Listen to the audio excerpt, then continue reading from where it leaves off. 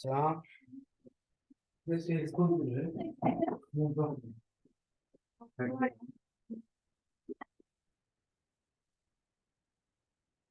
자, 일단 염분이 먼저 나오는데 염분이라고 하는 것은 바닷물 1kg 속에 녹아있는 염류가 몇 g이냐, 바닷물 1kg에 소금 얼마 녹아있어요 이 말이지. 아니면 pS나 허미를 씁니다. 허미는 퍼센트 공원율을 따라주죠. 자, 그래서 전 세계 평균 염분은 35pH입니다. 그래서 바닷물 1kg 안에는 35g 정도의 염류가 녹아있다 이 말입니다. 자, 염분 비일정의 법칙이라는 게 있는데 이건 어떤 거냐면 이건 빵집 A가 있고 빵집 B가 있어. 빵집 A에서 피자빵 2개 그렇게 한 개를 세트 거다. 빵집 B에서는 피자빵 4개 그렇게 2개를 집는 거지. 누가 더 빵 세트가 풍족해? B가 더 높지. 하지만 피자빵과 그렇게 비율은 똑같이. 이게 염분 비일정의 법칙. 바다들마다 염분이 다를 수 있어. 하지만 그 안에 들어가 있는 염류들의 비, 그만큼 그만큼 그 친구들 비율을 동일해.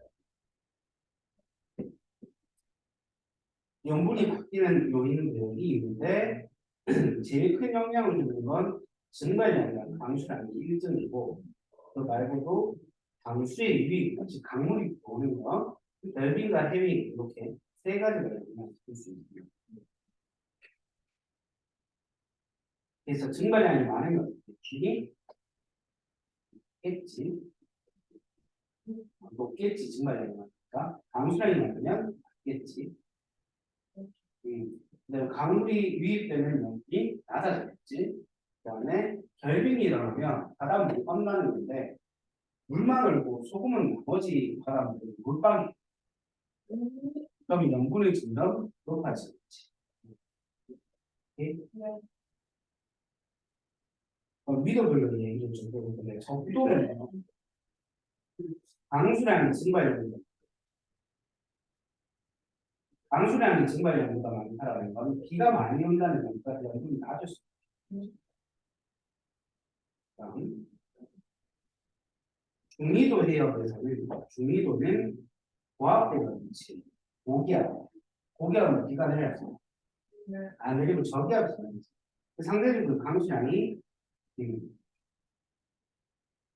적어. 증발량이 강수량보다 많단 말이야. 염분이 높게 나타날 수가 있죠. 그다음에 극해역, 북극 남극 이런 극해역은 염분이 낮아. 왜? 이것이 빙하가 해빙이 해빙 빙하가 결빙이 일어나는 지역이 있으면 거기는 염분이 높겠지. 자, 대서양, 염분이 높은 지중해 유입도에서 태평양보다 염분이 높게 나타납니다. 태평양 대서양이 그다음에 대륙이 남이라고 하면 대륙과 바다가 만나는 거지. 대륙과 바다가 만나는 수의 그러니까 담수의 유입 때문에 이 염분이 낮을 수 있다. 용존기체라고 하는 건 바닷물 속에 녹아있는 기체를 용존기체라고 불러요. 용존기체가 잘 녹아있으려면, 즉 기체의 연해도가 높으려면 수압이 세야 되고 수온이 낮아야 돼요. 거꾸로야, 소금이 잘 녹으려면 온도가 높아야 되지만 기체가 잘 녹으려면 온도가 낮아야 돼요. 온도가 높으면 기체 입자 운동이 너무 활발해 보이기 때문에 잘 못 녹아요.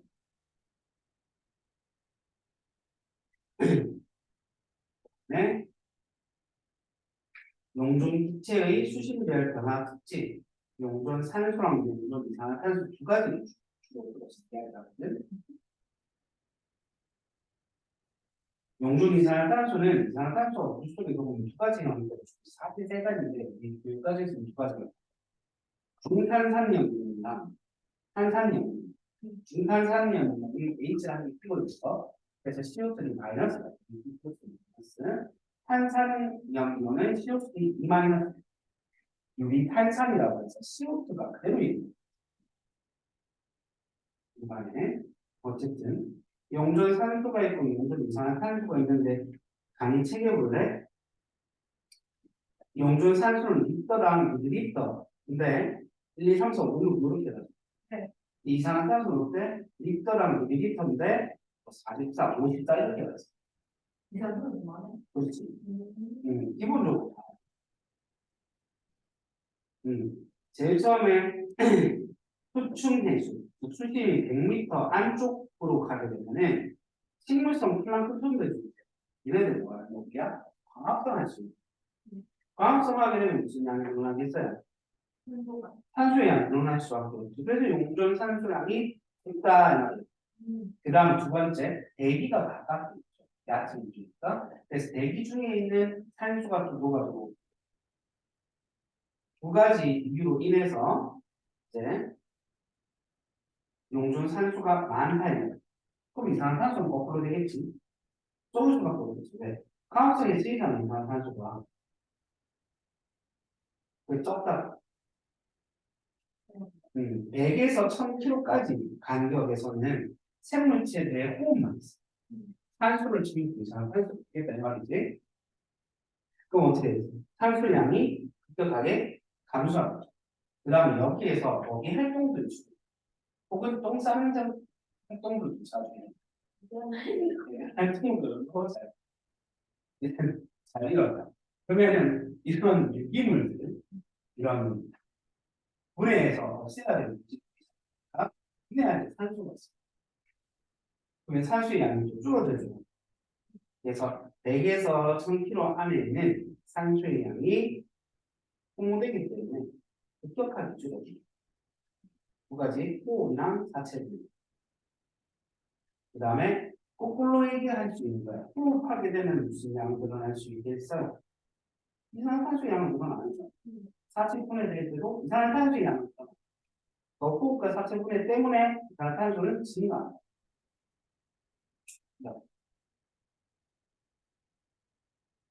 그 다음에 수심이 1000km, 1000m 이상 내려가면 수심이 깊어질수록 소모되는 산소의 양이 줄어들고 그 기업에가 차가운 해수가 유입되는데 거기 용존 산소가 많아. 아까 전에 그래서 온도가 낮아야지 기체가 들어갈 수 있거든요. 산소도 똑같아. 기체니까. 그래서 차가운 해수를 따라 유입되는 산소로 인해서 점차 조금씩 늘어납니다. 그래프도 보면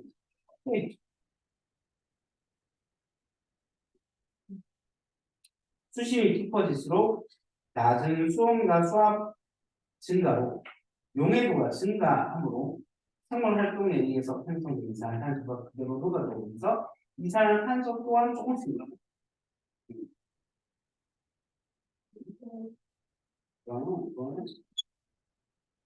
해수의 수온 이게 표층수온이랑 표층수온이라고 부분 바닷물에 있는 수온 이제 깊이에 따른 수온의 연직 분포가 조금 두 가지로 나눠서 위에 있는 그림이 표층수온입니다. 이건 누구의 영향을 받는 거죠? 그렇지. 태양 바깥에 있는 족도. 저위도는 이렇게 뜨겁고 고위도로 올라갈수록 그래서 위도별로 봤을 때 저위도에서 고위도로 갈수록 어떻게 되나 태양 에너지의 양이 적어지기 때문에 온도가 낮아지고 그 다음에 계절에 따른 수온 변화 부분이 계절에 따른 수온 변화 부분은 대양의 중심부, 대양이라고 하는 바다다. 바다의 중심부랑 연안 지역 이 두 가지 있겠습니다. 누가 변화가 될까? 연안 지역, 대양. 대양이면 바다 한 가운데 바다. 바닷물이 많아. 물은 비율이 커요. 온도가 잘 안 난다. 근데 연안 지역은 물이 떡하고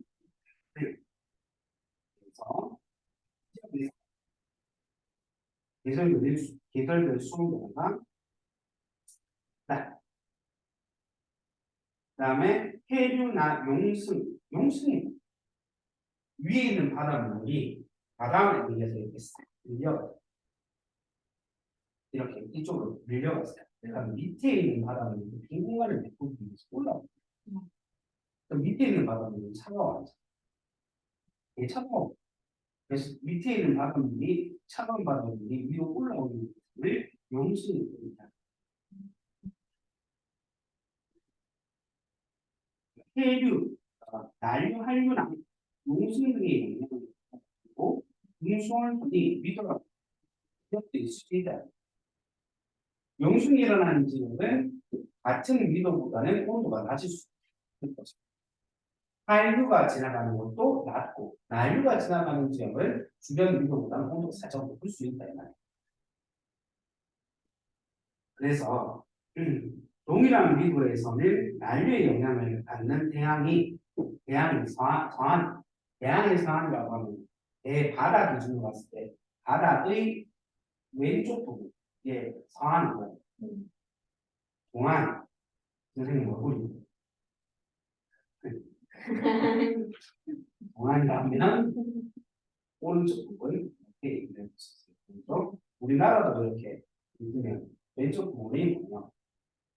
서해, 동해 이렇게 똑같은 거예요. 바다는 기준으로 있을 때 왼쪽이 서안, 오른쪽이 동안 이렇게 한다고. 그래서 위도에 따른 난류의 영향으로 바다의 서안 쪽은 한류의 영향을 받는 그 대양의 동안 쪽보다 온도가 높죠.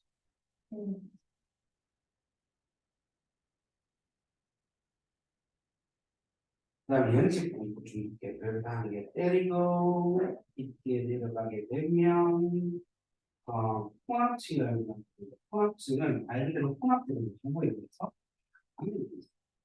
나무의 혼합작용은 힘이 들어서 물을 깎은다 물을 섞어주는 건데 그 수원이 거의 어떻게 되죠? 일치하죠. 거의 똑같아요. 그다음에 혼합작용입니다. 그럼 바람의 영향을 받는 위도에 따라서 혼합층의 깊이가 어떨 수 있겠어요? 다를 수가 있습니다. 그 다음에 수온약층은 밑으로 내려갈수록 온도가 점점 떨어집니다. 왜 그럴까? 뭐로부터 멀어지니까 태양으로 멀어지니까 떨어집니다. 그러니까 여기서부터는 그걸 우리가 수온약층은 바람이 영향을 받지 않고 태양의 영향을 받아가지고 밑으로 내려갈수록 온도가 떨어지는 위치. 수온약층이에요. 근데 여기서 뭐가 아니라나요? 아래쪽이 낮고 위쪽이 뜨겁다 보니까 대류가 안 일어나요. 네. 대류가 안 일어나기 때문에 굉장히 안정적입니다. 그러니까 물이 안 섞여. 위에는 물이랑 아래에 있는 물을 섞어주지 않아요. 그 말인즉슨 위쪽과 아래쪽에 물질과 에너지 교환을 차단시켜주는 역할을 할 수 있다. 그 다음에 심해층, 분바람이죠. 분바람은 햇빛이 도달리가 아닙니다. 되게 도달되지 않기 때문에 수온변화가 거의 없습니다.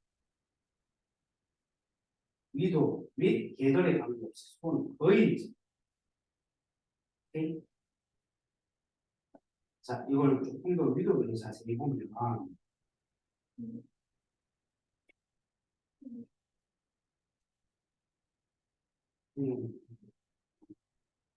자, 혼합층이 두껍하게 발달하는 이유는 주로 저위도, 중위도 지역입니다.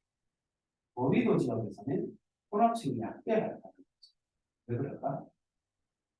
바람이 중위도에서 돼 있어요. 바람이 중위도에서 돼 있어요.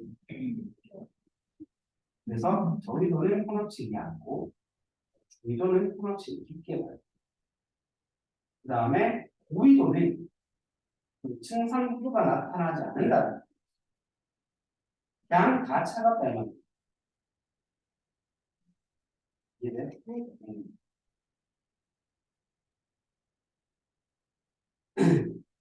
그래서 저희들은 수온 양식이 잘 발달합니다. 위에는 두부분이 괜찮아요. 중위도는 층상 구조가 그렇한데 혼합층이 있기 때문에 오이도리역 같은 경우에 층상 구조가 높다. 그 다음에 해수의 밀도, 좀이라는 정도인데요. 순수한 물보다 약간 더 크게 수분 온도가 있으니까 바닷물은 1.022g/세제곱센티미터에서 1.027g/세제곱센티미터 정도를 가지고 있습니다. 밀도에 영향을 주는 것은 수온, 염분, 수압 이렇게 영향을 줄 수 있어요. 수온이 낮으면 어때? 밀도가 좀이라겠지. 염분이 높으면 안에 뭐가 있는 물질이 더 크겠지. 세게 누르고 있으면 밀도가 커지겠지. 이 세 개가 있는 건데 거의 수온이라는 게 물이 더 큰 영향을 주고 밀도는 거의 뭐 큰 영향을 주고 있습니다. 그래서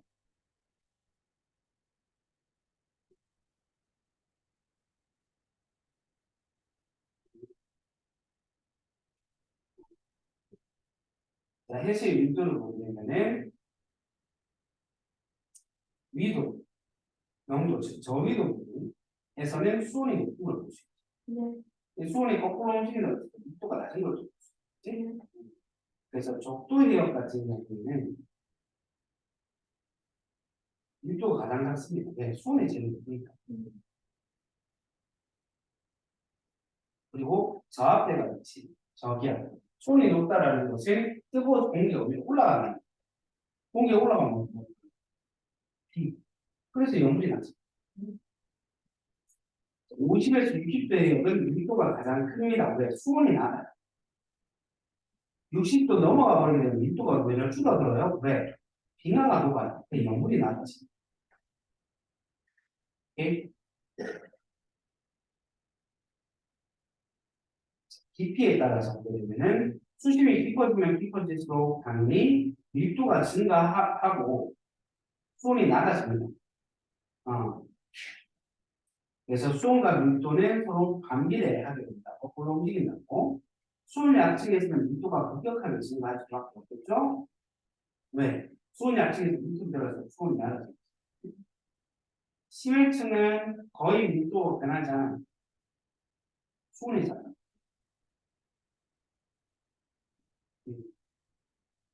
그래서 우리가 여기서 중요한 건 염분이랑 수온이. 그래서 이 TS도라는 게 등장하는데 수온이나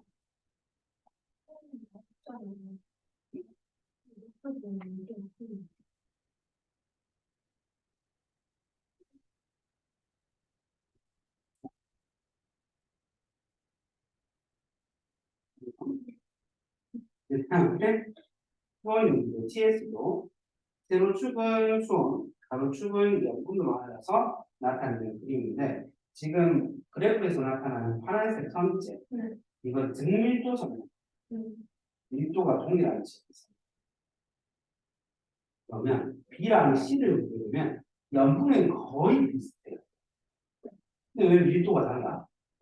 맞아요. 수온이 누가 더? C가 더 낮기 때문에 밀도가 더 큰 거예요. 오른쪽 밑으로 내려갈수록 밀도가 큰 거예요. 왼쪽 위로 올라갈수록 밀도가 작은 거예요. 이렇게 보시면 돼요. AB는 왜 밀도가 똑같아? B가 수온이 높지만 염분이 높기 때문에 밀도가 똑같아요.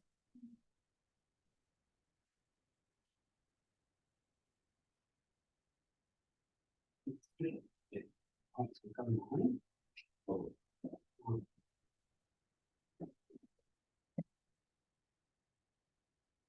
내용 설명까지 하고 리뷰 볼게요.